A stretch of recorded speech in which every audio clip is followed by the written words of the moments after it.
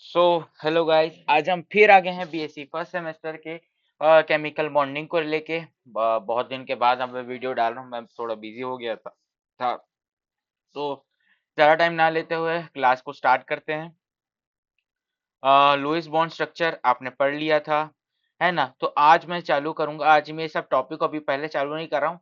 आज मैं ये चालू कर रहा हूँ VSSEPR थ्योरी। ठीक है ना। ये जो स्ट्रक्चर है मैं आज इसको इसके बारे में आज आपको मैं एक्सप्लेन करूंगा।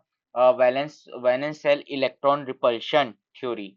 ये जो थ्योरी है बहुत इंपॉर्टेंट थ्योरी है आपके बीएससी फर्स्ट सेमेस्टर को लेके, क्योंकि एग्जाम में इसके बारे में पूछते हैं। कई बार पूछ देते हैं कि ये थ्योरी क्या है।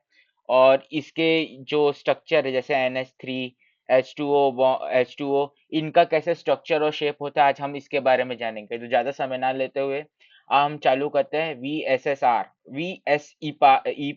थ्योरी को, valence shell electron repulsion theory. तो अ, इस थ्योरी को जानने से पहले कुछ बातों को आप जान लीजिए। ये थ्योरी बेसिकली रिपल्शन के ऊपर डिपेंड करती है ना। ये थ्योरी में बॉन्ड बॉन्ड पेयर और लोन पेयर, ये दो चीज मेन मेन होती है, बॉन्ड पेयर और लोन पेयर। और जो एक और बात होती है इसको बॉन्ड में जानने के लायक, मैंने इस थ्योरी को मैं जानने के लायक, ये किसी भी जो मॉलिक्यूल है इसका ये स्ट्रक्चर और ज्योमेट्री डिफाइन करती है। ठीक है ना। माने उसकी ज्योमेट्री कैसे होगी, शेप क्या होगी। वीएसएसआर थ्योरी किसी मॉलिक्यूल की क्या डिफाइन करती है, ज्योमेट्री, कि उसका शेप क्या होगा, शेप यानी ज्योमेट्री क्या होगी। तो ज्यादा समय ना लेते हुए मैं शुरू करता हूँ इस टॉपिक को, है ना। ये कुछ बयान बातें थी जो आपको जानना था। तो ये क्या थ्योरी है, जो valence shell electron repulsion theory है, किसने दिया था इसको? रोनाल्ड ग्लिप्स और रोनाल्ड नाइहोलम। ठीक है ना। ये दोनों साइंटिस्ट ने इस थ्योरी को प्रपोज किया था। ये जो थ्योरी है ये क्या प्रिडिक्ट करती है, शेप और का शेप, किसी मॉलिक्यूल का शेप ये प्रिडिक्ट कर सकती है। ठीक है ना।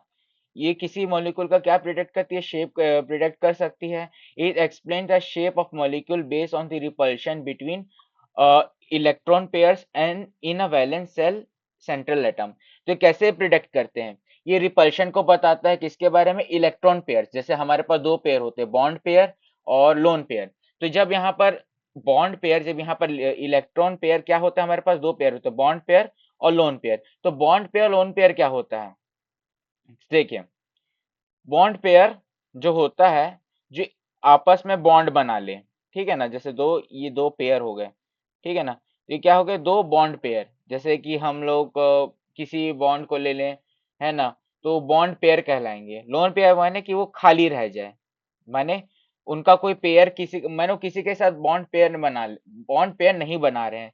सपोज करो कि जैसे कि ये है ना, ये ये जो है ये खाली है और ये पेयर बन चुका है।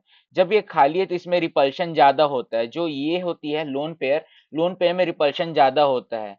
क्यों? क्योंकि वो एक दूसरे से अलग अलग करते हैं, और ये बॉन्ड एक दूसरे पे बॉन्ड बना लेते हैं, तो इनका रिपल्शन जो है कम होता है। तो इसलिए यहाँ पर बॉन्ड पेयर और लोन पेयर को आपको जानना जरूरी था। और ये अरेंज कैसे करते हैं अपने आप को, पॉसिबल मिनिमम रिपल्शन और अट्रैक्ट अचीव मैक्सिमम स्टेबिलिटी।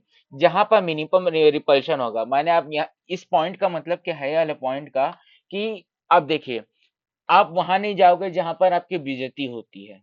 ठीक है ना।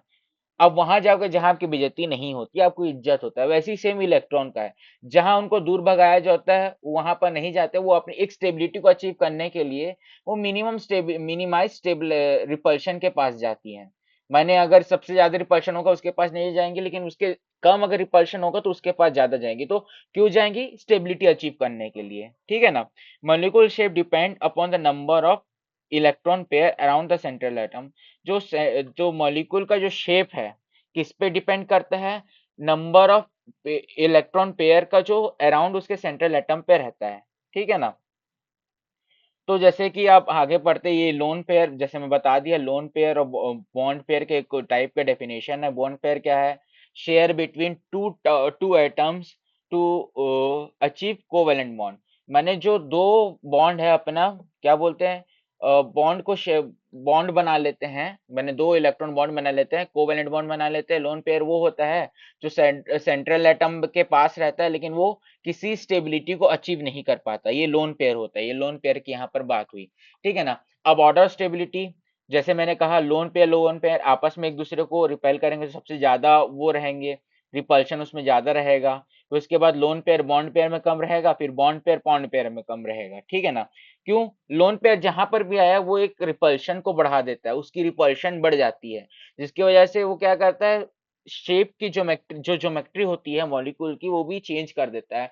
आगे मैं इसके बारे में बढ़ाऊंगा, ठीक है ना।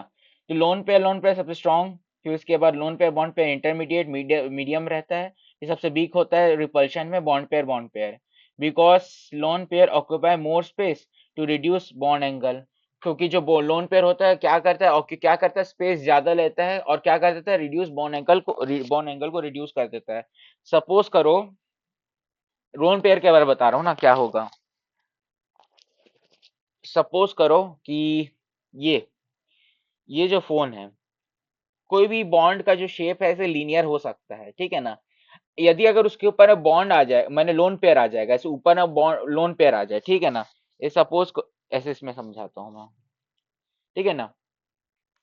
हम्म,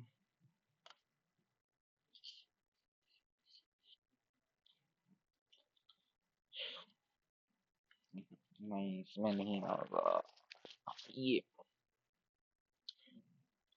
सपोज करो, है ना, ये जो है ये लीनियर है, ठीक है ना, लीनियर है, ठीक। तो इसमें जब बॉन्ड बॉन्ड नहीं लगा था तो ये लीनियर हो गया, लेकिन ऊपर में जब बॉन्ड पेयर आ गए, सपोज करो कि बॉन्ड पेयर आ गए, मैंने दो इलेक्ट्रॉन बॉन्ड पेयर कहलाएंगे, तो इसकी शेप कैसे हो जाएगी, है ना, इसको आप ऊपर मान लेना, जैसे यहाँ पर मान लो यहाँ पर बॉन्ड पेयर है, तो इसका क्या होगा, लीनियर से थोड़ा शेप बैंड हो जाएगा। तो बॉन्ड पेयर क्या करता है, रिपल्शन की वजह से और किसी की भी शेप को चेंज कर देता है। क्लियर? तो अब इसके बारे में पढ़ते हैं कि कैसे वो चेंज, पहले हम लोग रेगुलर रेगुलर ज्योमेट्री उसके बारे में पढ़ते हैं, बिना लोन पेयर के, ठीक है ना। जैसे अगर दो इलेक्ट्रॉन है आपस में लीनियर बॉन्ड बना रहे हैं ना, जब ये दोनों आपस में लीनियर बॉन्ड बना रहे हैं तो इनमें कितने का एंगल है, 180 डिग्री। मैंने यहाँ देखो एक सेंट्रल एटम है बी टू, मैंने दो साइड में जो उसके एटम है, तो ए सेंट्रल को ले लिए और बी को ऐसे साइड में ले लिए। और जब ये बॉन्ड बना है तो एक लीनियर बॉन्ड बना है 180 डिग्री का, तो जिसका शेप क्या, इसका शेप को हम लोग क्या नाम दिए, लीनियर, ठीक है ना, लीनियर नाम दिए।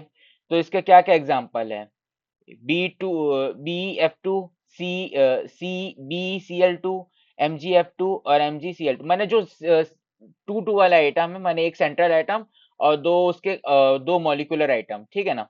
तो ऐसे लीनियर आइटम बनाएंगे। फिर उसके बाद हम लोग बताए A B3, मैंने अ, तीन क्या है उसके साइड एटम है बी थ्री, मैंने तीन ठो ये रहेंगे, तीन ठो बी और एक सिंगल ए, मैंने एक सेंट्रल एटम में तीन साइड एटम हो गए, ठीक है ना। तो साइड एटम ना मैं ना बोल करके लीगेंड बोलूंगा, ठीक है ना, साइड एटम में ना बोल करके मैं लीगेंड बोलूंगा तो आपको ज्यादा समझ में आएगा, ठीक है ना, तीन लीगेंड हो गए, ठीक। तो ये क्या हुआ, ट्राइगोनल प्लेनर। तो इसके क्या क्या एग्जांपल है, B C L three A L F three और ए एल सी थ्री, ठीक है ना। तो ये हो गया जब कितने शेयर पेयर इलेक्ट्रॉन हो, तीन, यहाँ कितना हो, दो, ठीक है ना। अब यहाँ पर चार आ गया, जैसे कि अब जो शेयर पेयर इलेक्ट्रॉन है चार आ गए, तो B4 आ गया, फोर लिगेंड्स आ गए। तो इसमें एक ऐसे ज्योमेट्री बना, मैंने होने के लिए तो ये स्क्वायर बन सकता था, है ना। तो ये टेट्राहेड्रल बना, टेट्राहेड्रल ज्योमेट्री, जिसकी ज्योमेट्री क्या थी, 109। तो ये क्या बना, टेट्राहेड्रल ज्योमेट्री, स्क्वायर नहीं बना, अगर स्क्वायर आप मत लिखिएगा, टेट्राहेड्रल ज्योमेट्री, ठीक है। तो ये कुछ उसके एग्जाम्पल है। फिर उसके बाद पांच इलेक्ट्रॉन आए, तो पांच इलेक्ट्रॉन आए, तो ये कौन सी ज्योमेट्री मिली, ट्राइगोनल प्लेनर।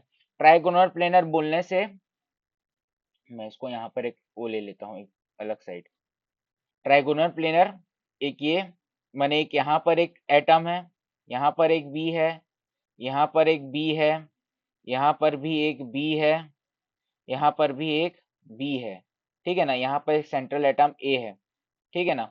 तो सबसे पहले इन लोग ऐसे एक अपनी ज्योमेट्री बनाएंगे, क्लियर। फिर उसके बाद ए से यहाँ पर एक वो निकलेगा बी। ठीक, ये एक यहाँ, तो इसको हम लोग कौन सी ज्योमेट्री बोलते हैं? इसको हम लोग क्या बोलते हैं? Trigonal planar. क्यों ट्राइगोनल प्लेनर, क्यों बोल डायगोनल पाई pyramidal, sorry, diagonal bi pyramidal, diagonal पाई पिरामिडल क्यों बोलते हैं?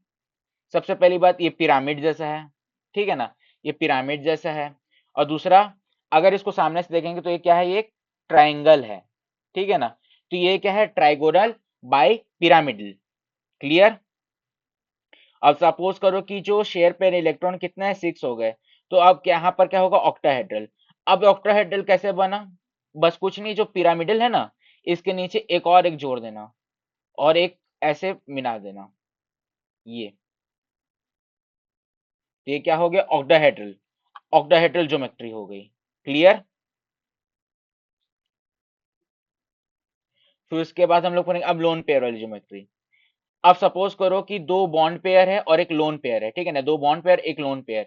तो जो क्या करता है, जो बॉन्ड पेयर है, यहाँ जो लोन पेयर है, वो क्या करेगा? जो बॉन्ड पेयर को क्या करेगा? बैंड कर देगा। तो जब बैंड करेगा तो ज्योमेट्री का क्या नाम होगा? बैंड। और इसके जो क्या कैसा शेप रहेगा? मैंने बैंड शेप रहेगा। और इसका एग्जांपल जैसे SO2। क्यों? क्योंकि यहाँ पर दो लोन पेयर आ गए। जब दो लोन पेयर आ गए तो क्या कर दिया? ज्योमेट्री को बैंड कर दिया, ठीक है ना। अब सपोज करो तीन बॉन्ड पेयर है और एक लोन पेयर है, तो क्या होगा? ट्राइगोनल बाई पिरामिडल, जिसकी ज्योमेट्री होगी ट्राइगोनल बाई पिरामिडल। अभी ट्राइगोनल बाई पिरामिडल माने हाँ, ट्राइगोनल पिरामिडल या बाई पिरामिड, डायगोनल पिरामिडल। तो जैसे कि ये हो सकता था, जैसे यहाँ देखो, यहाँ पर ये पिरामिड जैसा लग रहा है, लेकिन यहाँ पर क्या कि जो इसको कैसा होना था? यहाँ पर टी शेप जैसा होना था, है ना। तो इसको टी शेप हम लोग बोल सकते थे, लेकिन क्या हुआ? जब यहाँ पर तीन लोन पेयर आ गए तो यहाँ पर क्या हो गया? इसको ये बैंड कर दिया, तो ये कैसा हो गया? पिरामिडल शेप का हो गया, ठीक।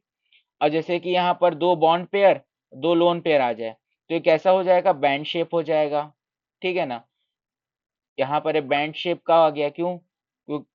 दो लोन बॉन्ड पेयर ने इसको यहाँ पर बैंड कर दिया। वैसे सेम यहाँ पर फोर बॉन्ड पेयर एक लोन पेयर, तो ये कौन सा शेप? सीसॉ शेप का हो गया, ठीक। वैसे यहाँ पर three bond pair two bond pair, तो ये कौन सा शेप का हो गया? टी शेप हो गया। क्यों? क्योंकि ये दोनों आपस में रिपल्शन करने लगे, जिससे यहाँ पर ज्यादा वो रिपल्शन नहीं आ पाया। वैसे यहाँ पर B2L2 मैंने बॉन्ड पेयर दो बॉन्ड पेयर और लोन पेयर तीन लोन पेयर, जब यहाँ पर तीन कर दिए तो कितना लीनियर शेप हो गया। क्यों? क्योंकि दो जब यहाँ से ये फोर्स लगा तो ये बैंड होना था, लेकिन जब ये वाला बॉन्ड इस पे फोर्स लगा रहा है, तो क्या हो गया? सीधा हो गया, ठीक। फिर इसके बाद पांच बॉन्ड पेयर एक लोन पेयर, तो कैसा रहेगा? Square pyramidal. स्क्वायर पिरामिडल बोलने से कि यहाँ पर एक स्क्वायर बनेगा और यहाँ पर एक पिरामिड जैसा स्ट्रक्चर बनेगा। वैसे यहाँ पर फोर बॉन्ड पेयर और टू लोन पेयर, तो यहाँ पर इसकी ज्योमेट्री क्या होगी? स्क्वायर। आई होप सो आपको आज का लेक्चर समझ में आया होगा, है ना। यदि आपको आज का लेक्चर समझ में आया होगा तो प्लीज मेरे चैनल को लाइक शेयर सब्सक्राइब करें। और ऐसे ही मेरे चैनल में अभी मैं थोड़े समय तक अभी थोड़ा और बिजी रहूंगा, मैं अपना वीडियो आज नहीं डाल पाऊंगा और थोड़ा बीच बीच में डालने की कोशिश करूंगा।